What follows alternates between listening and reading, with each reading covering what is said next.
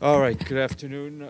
Definitely afternoon. I think you just heard from the Secretary General on Syria.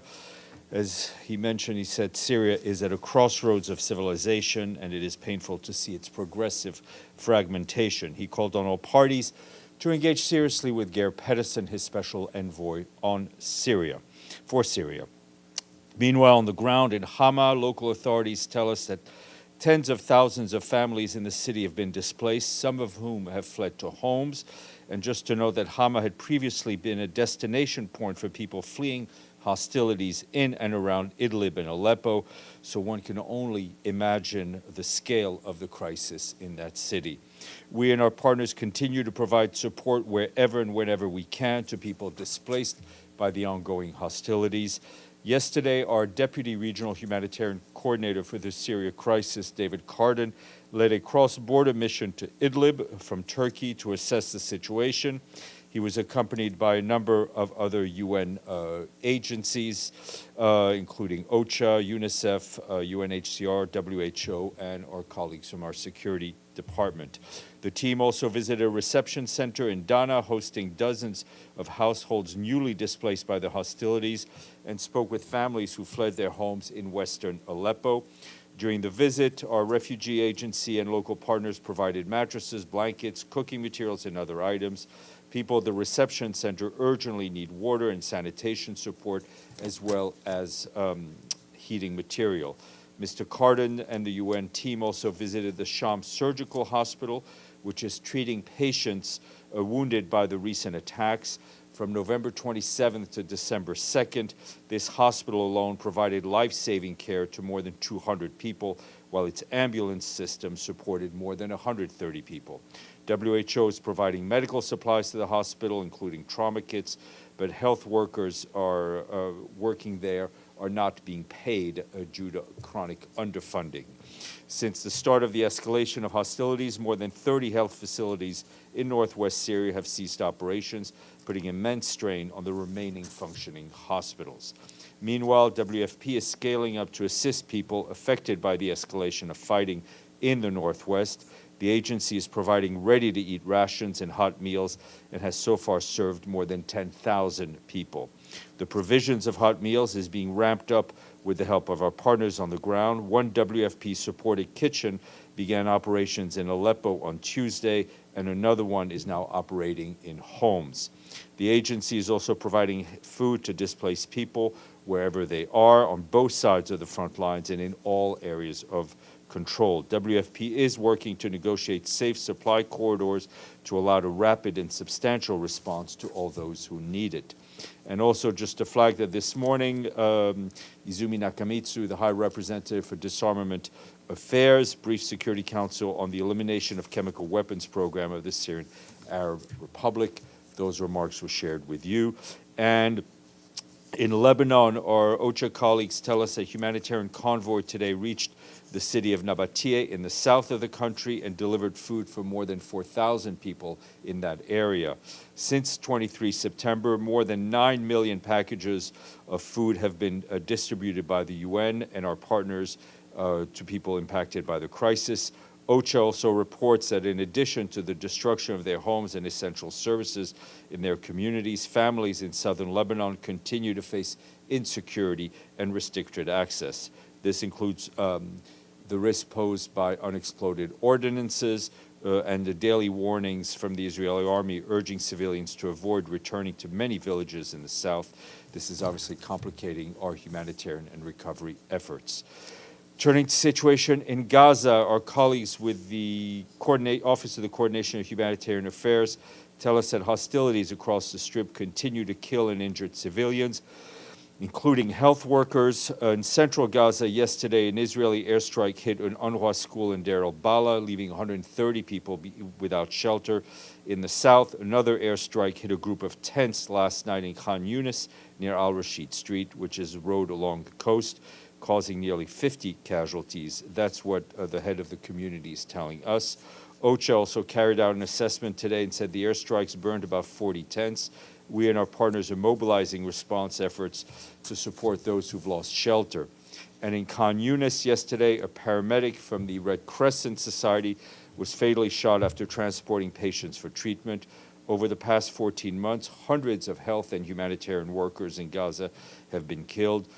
Once again, we stress that civilians, including patients and healthcare workers in hospitals, must be protected at all times.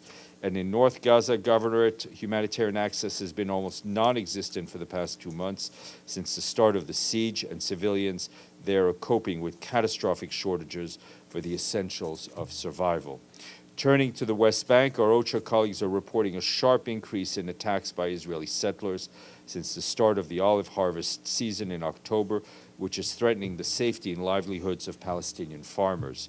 From the 27th of October to 27th of November, settlers vandalized more than 700 Palestinian-owned trees and saplings, mostly olives, in Palestinian villages around Hebron, Ramallah, and Salfit. And between October and November, OCHA also documented about 260 settler-related incidents directly linked to the harvest seasons across 90 communities around the West Bank. Turning to Sudan, and particularly the situation in North Darfur, where our humanitarian colleagues are telling us they're alarmed by the impact of violence on civilians in Zamzam camp for internally displaced persons.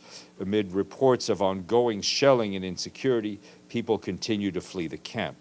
The International Organization for Migration reports that on Wednesday, more than 2,100 people were displaced from Zamzam camp, mostly to other locations within the localities of Al-Fasher and nearby Dar es Salaam. OCHA stresses again that civilians sheltering in Zamzam must be protected, and all parties to the conflict have obligations in this regard. International humanitarian law requires that constant care be taken to spare civilians throughout military operations. That includes taking all feasible precautions to avoid civilian harm when planning and carrying out attacks, as well as protecting civilians in areas around their control against the effects of an attack. The World Food Programme warned today that any attacks in Zamzam could delay the arrival of aid convoys on their way to the camp, where famine is confirmed. WFP recently delivered vital food supplies to Zamzam via the Adre border crossing in Chad. The agency says all of the much-needed food assistance that arrived in that convoy have now been distributed to families. The World Food Food Programme stresses that a regular flow of food and nutrition aid is the only way to stop the famine and save lives. And from South Sudan, our peacekeeping colleagues in the country tell us that the Tumaini initiative has resumed in Nairobi. Speaking at the opening, the Deputy Special Representative of the UN in South Sudan, Guang Kong, stressed the importance of a successful outcome from these discussions of the country. Mr. Kong also noted that tangible progress and collective action by all parties, by all participants, is necessary to retain the confidence of the international community in the region. The UN mission notes that the Kenya-hosted talks, which began in May, are a high-level mediation effort to create a more inclusive political environment in South Sudan. And ahead of the country's first elections, which are now scheduled for December of next year, the Tumaini Initiative brings together groups that have not signed the revitalized peace agreement of 2018 with the government. Just want to flag that the head of our Office for West Africa and the Sahel, Leonardo Santos Shimao, is in Accra in Ghana for a 5-day mission. This is part of his office's continued engagement to support the peaceful elections in Ghana, which are scheduled this Saturday. While there, Mr. Shimao will meet with key stakeholders involved in the political process. The UN Trade, UNCTAD, today released its latest global trade update, showing that global trade is set to reach a record $33 trillion in 2024. UNCTAD noted this $1 trillion increase reflects a 3.3% annual growth, highlighting resilience in global trade despite persistent challenges. According to the report, robust growth in service trade is up 7% for this year, accounted for half of the expansion, while goods trade rose 2%, but remained below the 2022 peak. UNFPA today launched a $1.4 billion humanitarian appeal to address the unique needs of women and girls trapped in or uprooted by a wave of emergencies occurring around the world. UNFPA warned that without urgent global action, the world's most vulnerable women and girls will be caught in the crossfire of violent conflict, extreme weather events, and record level of forced displacement. Despite the challenging funding environment, UNFPA is deploying thousands of midwives, medical teams, and humanitarian zones. This year, UNFPA equipped over 3,500 health facilities to deliver care and established more than 1,600 safe spaces for women and girls to seek refuge and empowerment program. And in the year ahead, UNFPA will strengthen local and national responses to improve emergency preparedness. Please give to this appeal. Today, we mark the day for, if anybody can guess, it's the International Volunteer Day for Economic and Social Development. And I know you were about, it's on the tip of your tongue, Margaret. In the message, the Secretary General says that volunteers embody the best of humanity. And just a reminder that our own UN volunteers work to advance peace, justice, and equality in 169 countries around our little planet. Today is also World Soil Day. That'll keep you grounded.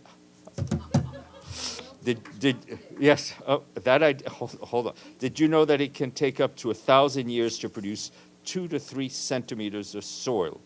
Our planet's survival depends on the precious link with soil, and this year's theme is caring for soils, measure, monitor, and manage. Let's see if I can manage Daji's questions. Is it really International Turkish Coffee Day? I'm not going to say anything that could get me in trouble. Well, go ahead. Okay, you surely can handle the questions. Well, today, Secretary General had a phone call with the Turkish President Erdogan. Mm-hmm. They talked about the situation, latest development in Syria. Have they talked about the situation also in Gaza? No, the conversation focused on Syria. So nothing on Gaza? No, I mean, again, the conversation focused on Any Syria. update on the humanitarian delivery also in Gaza? No, I mean, no real positive update. We continue to struggle to get aid in for all the challenges that you know of. UNRWA's emergency officer, Ms. Louise Waterreach, said, and I quote, UNRWA is not permitted by Israeli authorities to use multiple crossings in the Gaza Strip. So the community might see that as, why is UNRWA not going to the crossing? Why is UNRWA not getting the floor? What is the question? What are denied? We are denied. I mean, yesterday we obviously talked about the Karim Shalom, and I asked you, have you ever used other crossings?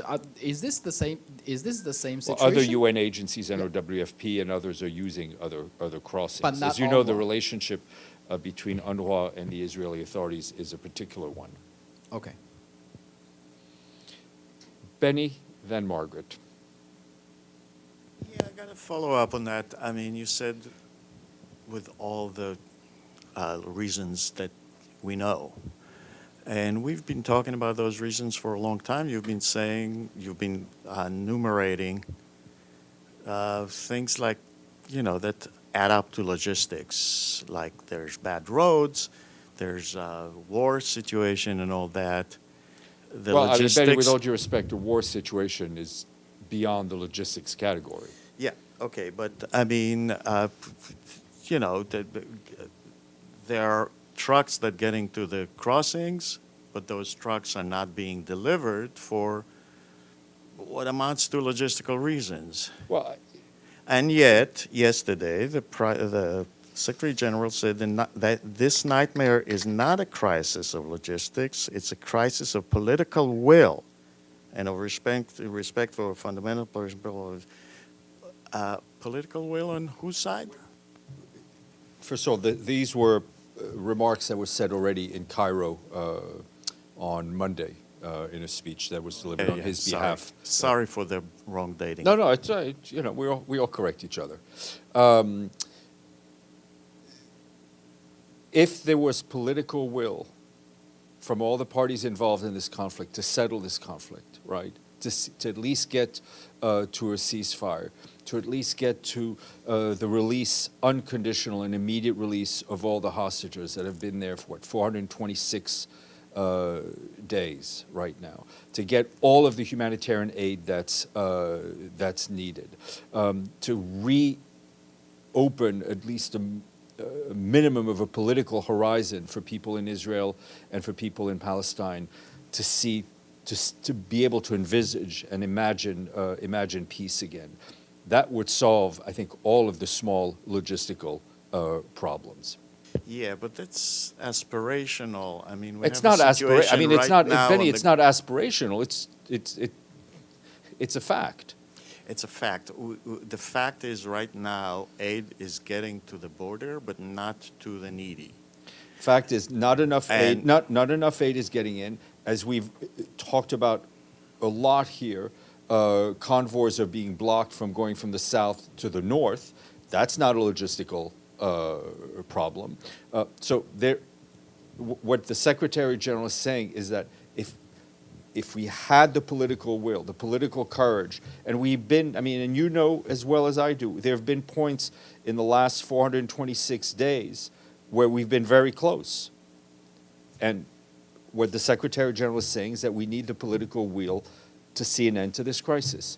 And on International Soil Day, since you mentioned it, is there no, No, it's I a serious question. Always. Is there does the UN have any thought about the hazards of processing the type of minerals that need to be used in batteries, in this phone, and so on? Lithium? I mean, taking them out of processing them, which is mostly done by China. Does the United Nations have any thought about the Well, I mean, I don't environmental think it's, I don't think issues it's linked to involved? Soil Day. What is clear is that mining in general needs to be done wherever it's done within a framework that makes it sustainable, that is not harmful, even more harmful to the environment, and that is done in respect for full labor and human rights. Margaret. Thanks, Steph. Since the SG only swung by the stakeout for 3 minutes today, is he planning to do a end of year press conference? He will do. I will do my best to see if he can come to the stakeout before the holidays. But we do have a press conference, a full beginning of the year palaver scheduled for the first around the 15th of January or so. Oh, long wait. Okay. But we'll try. We got questions before then. I know Steph. you do. Yeah.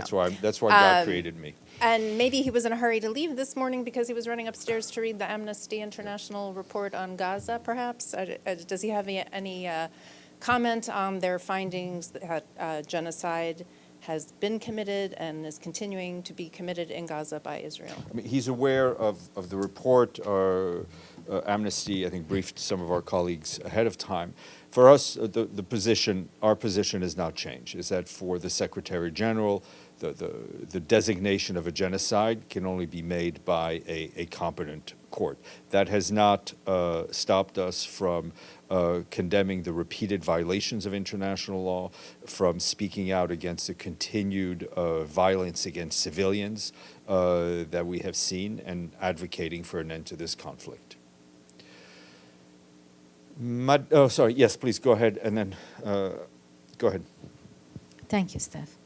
The first question is about the phone conversation between the Secretary General and Erdogan today.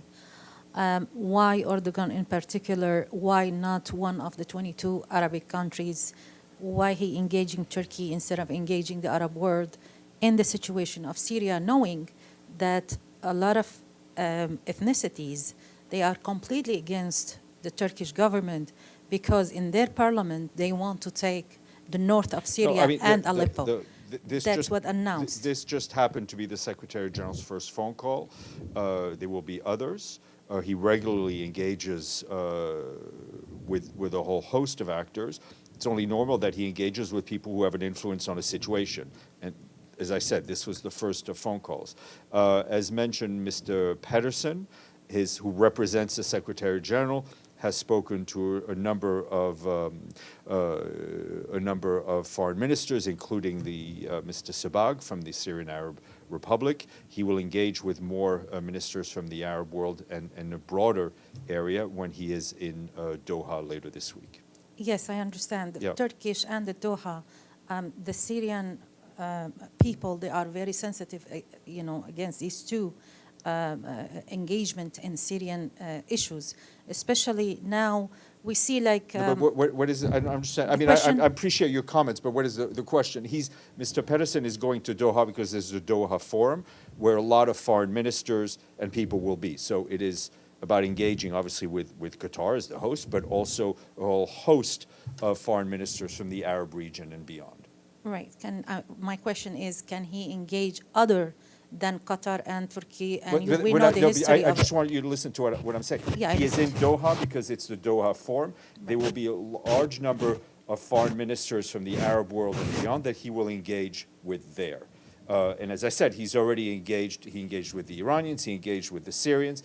He will, no doubt, talk to a whole host of Arab foreign ministers and leaders who are from the region.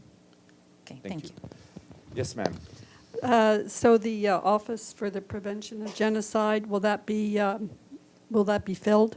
Yes, it will be filled.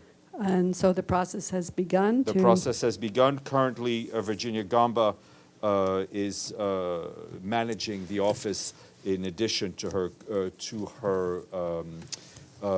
current responsibility. She's the officer in charge, but there will be a process for recruitment. And when is Virginia Gamba's term up?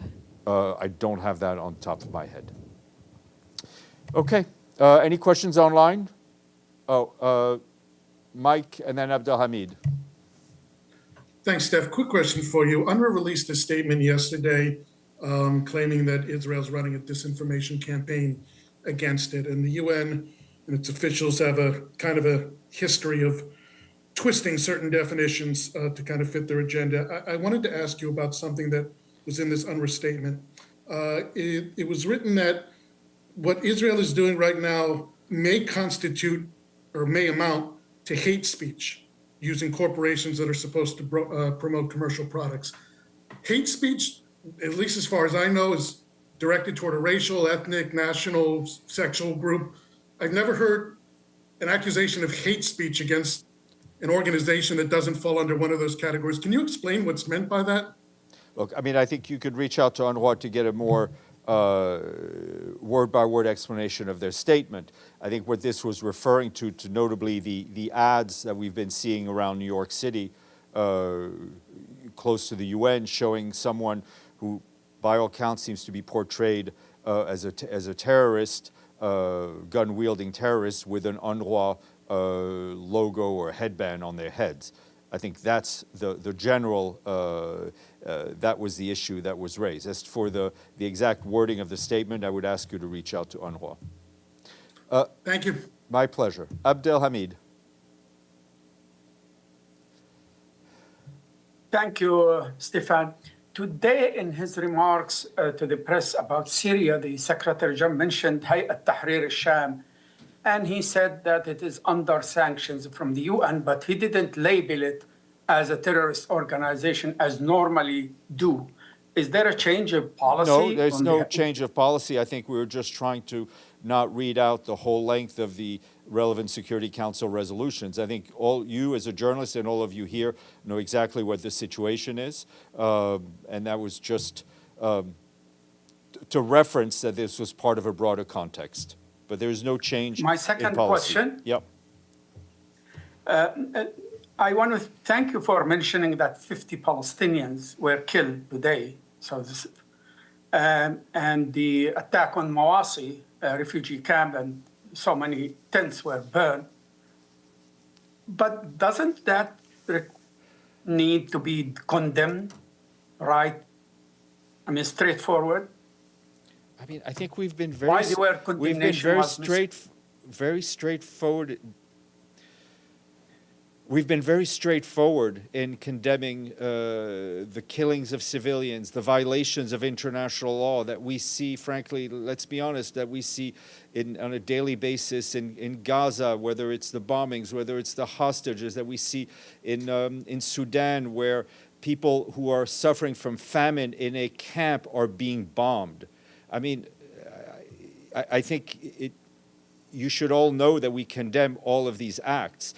We could go sit here for 27 hours in the day and individually condemn each act, but I think you all know very well where we stand on these things.